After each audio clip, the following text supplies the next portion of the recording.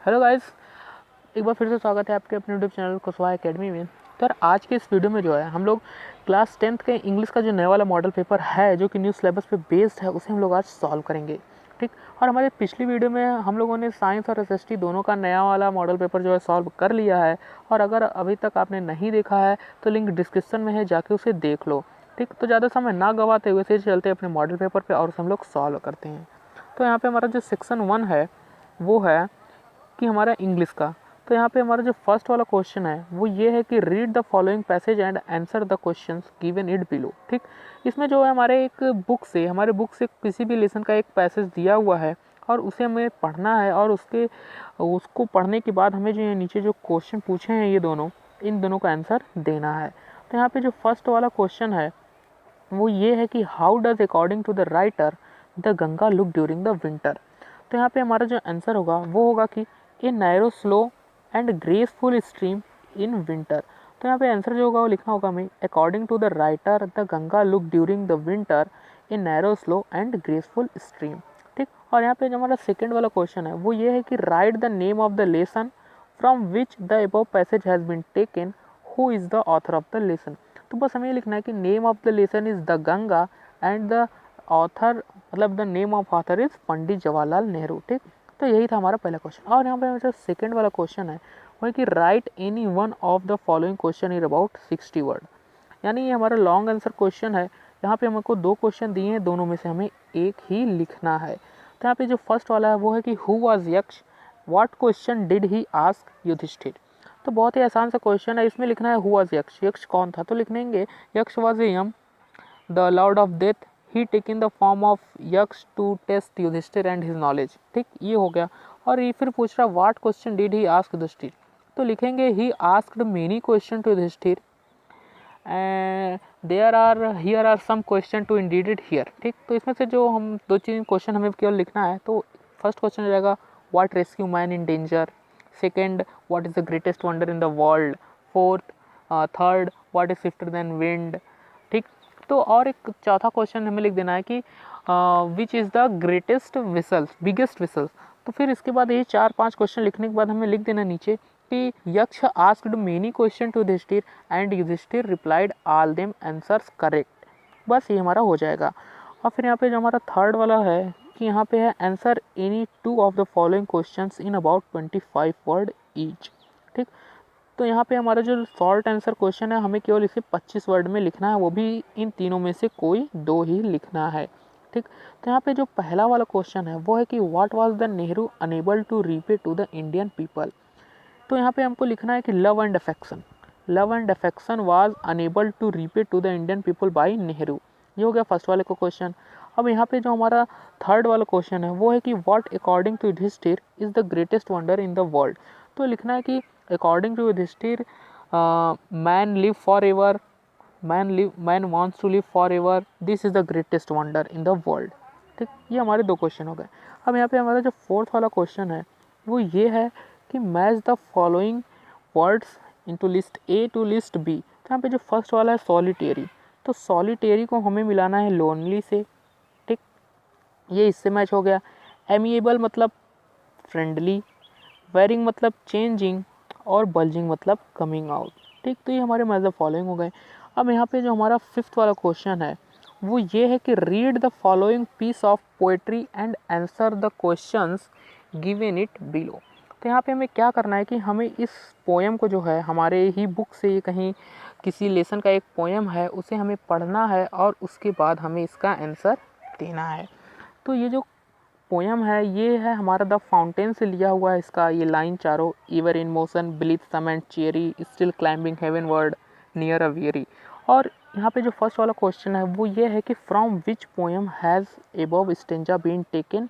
तो लिखेंगे the fountain, who is the author of the poem, तो जेम्स रसल लॉवेल।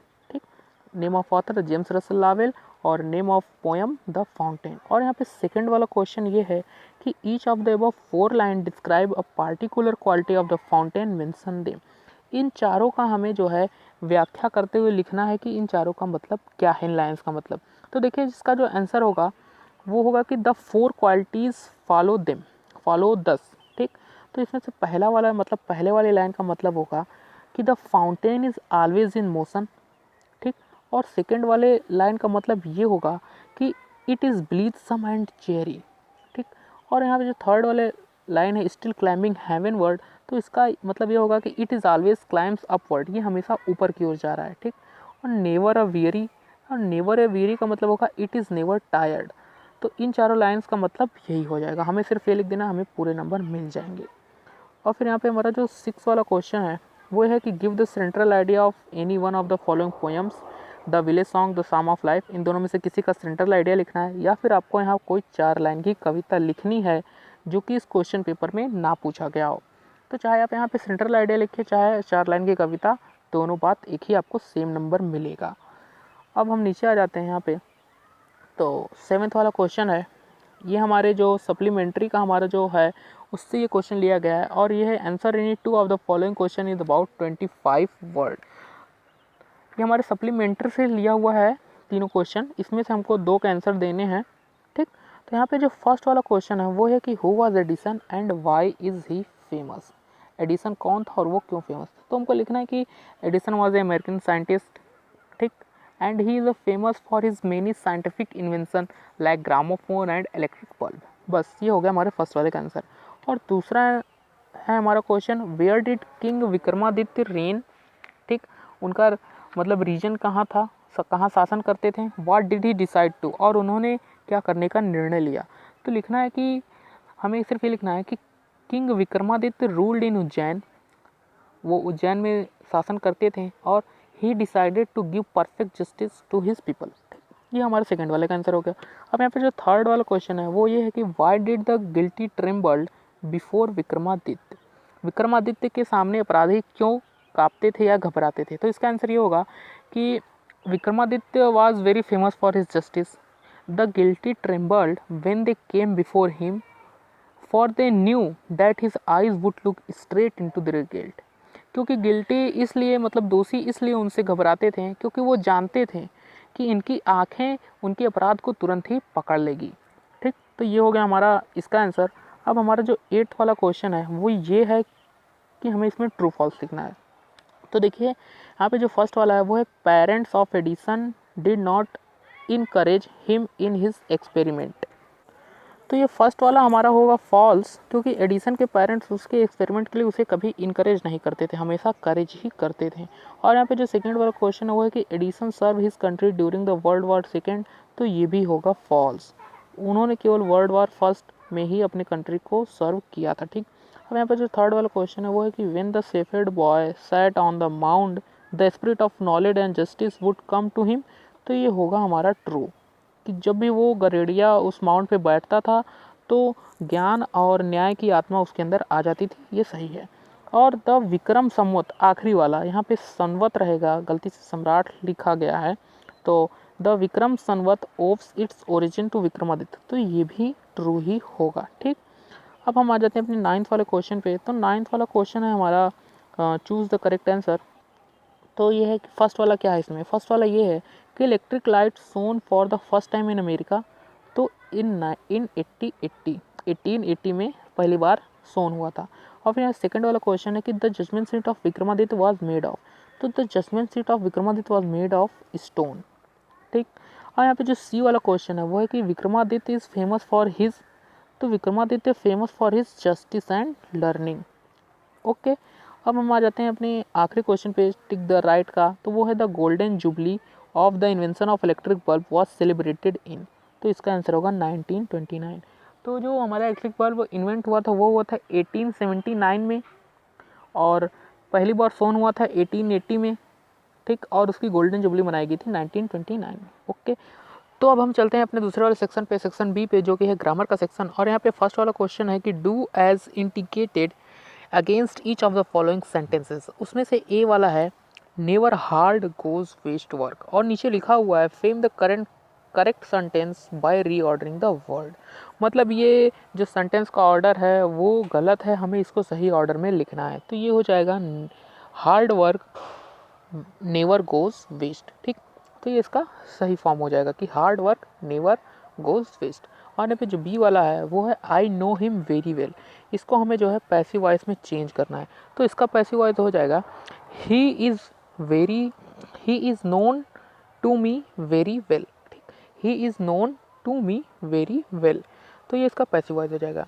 और यहाँ पे हमारा जो सी वाला क्वेश्चन है वो ये है कि have you ever dash dash dash to Hyderabad, और नीचे लिखा है use the correct form of verb be. तो यहाँ पे जो बी का करेक्ट फॉर्म होगा वो होगा been, have you ever been to Hyderabad. और यहाँ पे हमारा जो डी वाला क्वेश्चन है वो ये है कि did you lock the front door, my mother asked me. तो इसको हमको इनडायरेक्ट स्पीच में चेंज करना है, तो ये हो जाएगा my mother asked me if I had locked the front door.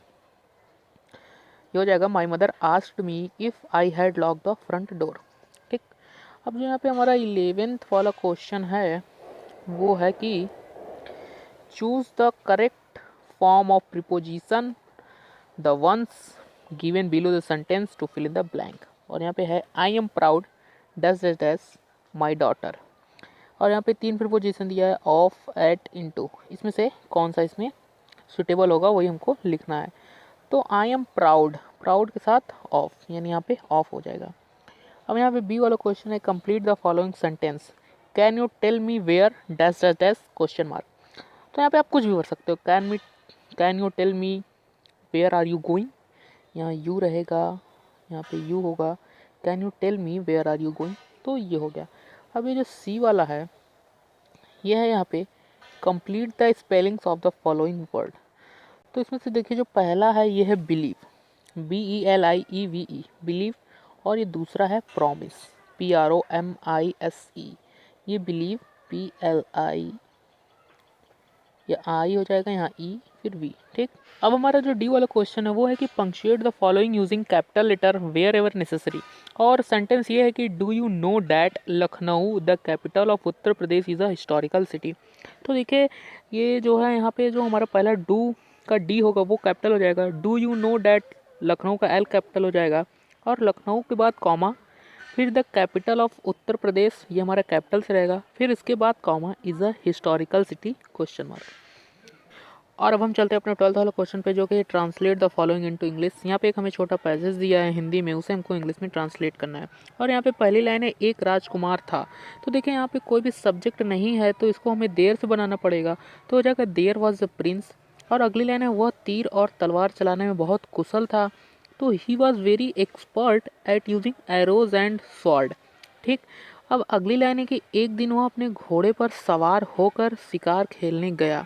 तो एक दिन, वन डे, वो अपने घोड़े पर सवार होकर राइडिंग हिज हॉर्स शिकार खेलने गया, ही वेंट टू हॉन्ट। ठीक, अब आगे है धूप बहुत तेज थी, तो the sun was shining brightly, घोड़ा थक कर हाफने लगा, तो being tired the horse begin to gasp. हाफने का मतलब गैस्प। अब यहाँ पे अगली लाइन और आखिरी लाइन है राजकुमार ने घोड़े को एक घने पेड़ की छाया में बांध दिया। राजकुमार ने, द प्रिंस, घोड़े को एक घने पेड़ की छाया में बांध दिया, tied the horse in a dense tree shade. ठीक, तो ये हमारा ट्रांसलेशन हो गया। अब यहाँ पे जो हमारा 13 वाला क्वेश्चन वो है कि write an application to the principal of your college requesting him to grant you to leave of absence for 3 days due to your illness. यहाँ पे आपको अपना नाम और रोल नंबर नहीं लिखना है। ठीक, और एक लेटर यहाँ पे हमें दिया हुआ लिखने के लिए कि write a letter to your father describing your school और कॉलेज, और यहाँ पे भी अपने नाम और रोल नंबर नहीं लिखना है। दोनों में से हमें एक चीज़ कोई लिखना है। तो एप्लीकेशन बहुत आसान होता है, मैं आपको सिंपल बता दे रहा हूँ। सबसे पहले लिखें टू द प्रिंसिपल, स्कूल का नाम, फिर जैसे मैं लिख देता हूँ saint Xavier school, Tanda Ambedkar Nagar, कोई भी। तो फिर लिखेंगे डियर सर या ma'am, I am sorry to say that I am suffering from fever and the family doctor has advised me 3 days complete rest. I am unable to attend class till 3 days. Kindly grant me leave for absence for the school from इतना तो इतना, thanking you your obediently. नाम लिखना नहीं है तो बस thanking you करके ख़त्म कर देंगे और डेट, फिर उसके बाद ये हमारा एप्लीकेशन कंप्लीट हो जाएगा। तो यहाँ पे हमारा जो 14th वाला क्वेश्चन है वो है कि write a composition of any one of the following topics in about 60 word, points are given below for each topic to develop the composition. तो यहाँ पे हमें 3 टॉपिक दिए हैं जिसमें हमें एक छोटा सा 60 वर्ड का एस्से लिखना है और वो टॉपिक भी दिया गया है जो हमें इसमें लिखना है। तो यहाँ पे पहला है हमारा माई ग्रैंडफादर, दूसरा है माई हॉबी, तीसरा है ये पिकनिक। तो मैं माई ग्रैंडफादर पे एक छोटा सा एस्से आपको बता देता हूँ। तो देखिए क्या, माई ग्रैंडफादर में इंट्रोडक्शन में उनका जैसे उनका नाम और वो क्या करते हैं, जैसे mister Vinash Garg is my grandfather, he is a teacher in an intermediate college. Second है हमारा कि हिज ड्रेस एंड बिहेवियर, तो he wear pant and shirt, he wear also well coats, he is very polite and gentle. His qualities, तो he is a master of his subject, all student are impressed by his sound knowledge and simplicity, he is honest and hard working. अब हमारा चौथा point ये है कि his daily life, तो he is regular and punctual in his duty, he teaches mathematics to inter classes. और conclusion क्या हो जाएगा, कंक्लूजन हो जाएगा he is the president of teachers union in the college. अब इसके बाद ये हमारा हो गया एक छोटा सा कंपोजिशन 60 वर्ड का। अब इसके बाद जो हमारा क्वेश्चन है वो ये है, आखिरी क्वेश्चन है अनसीन पैसेज। इसमें हमको इस पैसेज को पढ़ना है और फिर इसके वहाँ पे हमको ये क्वेश्चन, दोनों क्वेश्चंस के आंसर देने हैं। तो पैसेज में जो हमारा है पहला, how is milk complete food. तो यहाँ पे देखिए पहले लाइन में इसका आंसर है milk is a complete food, it contains fat, protein and calcium. तो milk is a complete food because it contains fat, protein and calcium. ठीक। और जो हमारा सेकंड वाला क्वेश्चन वो है कि what other eatable things can be prepared from milk. यहाँ व्हाट होगा, सॉरी गलती से गलत लिखा गया है। तो देखिए eatable things, other eatable things can be prepared from milk was cream, ghee, buttermilk, curd and cheese. And sweets and ice creams are also prepared from milk. In summer people also make mango shake. ठीक। तो ये था हमारा जो English के model paper का पूरा question, तो जिसे मैंने सॉल्व करा दिया है। और ये पीडीएफ जो है मॉडल पेपर का पीडीएफ आपको डिस्क्रिप्शन में लिंक मिलेगा, आप वहाँ से जाके डाउनलोड कर लेना और ख़ुद भी यार एक बार सॉल्व ज़रूर करना। और अगर वीडियो अच्छी लगी हो तो लाइक कर दो, शेयर कर दो वीडियो को और कमेंट करके बताओ वीडियो कैसी लगी। और हाँ यार, चैनल को सब्सक्राइब ज़रूर कर लेना और सब्सक्राइब करके जाना यार। मिलते हैं अगली वीडियो में।